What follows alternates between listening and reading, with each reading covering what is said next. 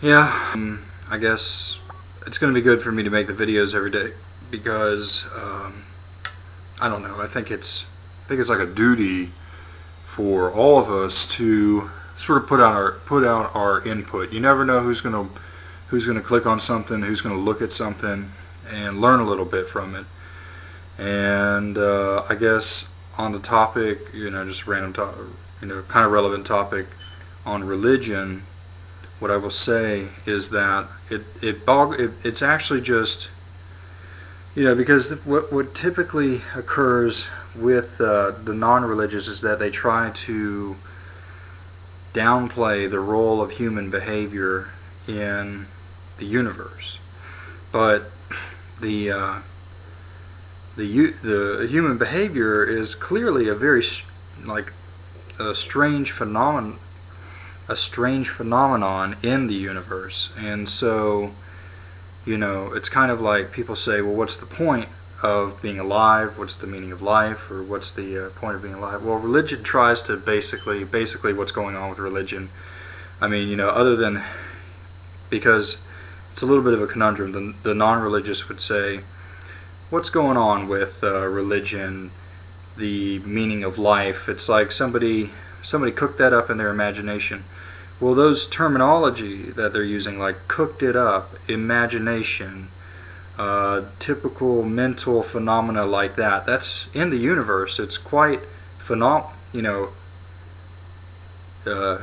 it's quite important or relevant that such concepts would exist, even if it's just sounds like somebody daydreaming and taking advantage of other people. Well, what is that? You know what I'm saying? What is that? So not to say that there's not, because there is a virtue to the non-religious, which is that the non-religious looks at some of the ills of religion, which can be detrimental. Like a lot of times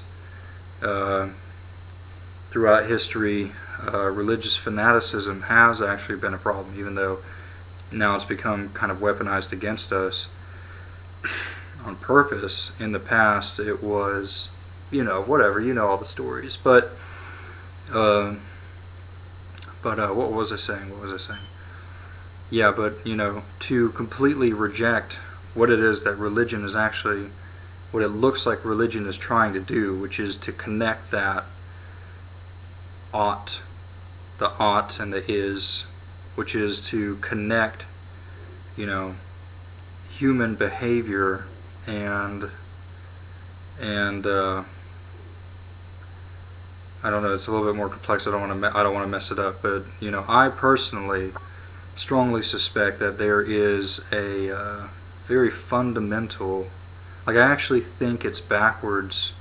It could be found one day to be thinking backwards, to think as though mental phenomena emerges or supervenes upon physical phenomena. I think you might find that it could be the other way around. Some people idealists actually do speculate that physical phenomena is actually the one supervening. I mean, they're occurring simultaneously, or whatever that relationship is called.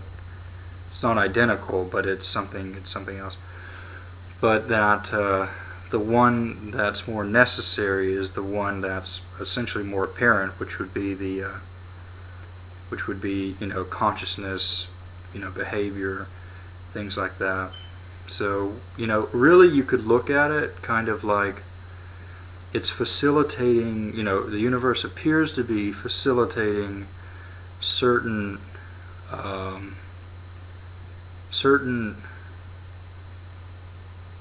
like, I call them temporal objects, but temporal objects would be something like really any object is actually a temporal object. I've already done this before, but the remote control is or an atom or anything that I draw out of the universe, I do so because of its of what it is instrumentally to me, what it is to me over time. And but the same thing with a person. You dice a person up, you still have your I mean, point to the person, like point to Thomas Brinkley. If I pointed here and then I chop that off, and is Thomas Brinkley over there where I chopped that piece off? Did I already go through this stuff? I don't know, but I mean, these are just typical philosophical things. One day, when it comes to reforming or revamping, education, one day we need to pay very close attention to what's going on in philosophy. Now, obviously that was my choice of study, and but I was able to at the time look at the other choices of study and realize that there was something lacking in them.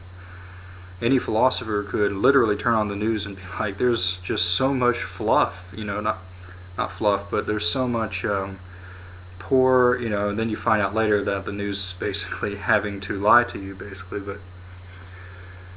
But anyway, you can kind of see, that's actually where the non-religious virtue steps in, because some people don't like philosophy. Some people in the religious community look at studying or critiquing, or and then they actually militantly reject it, But our society is pretty advanced. We're pretty far past it, Despite how terrible things have been, the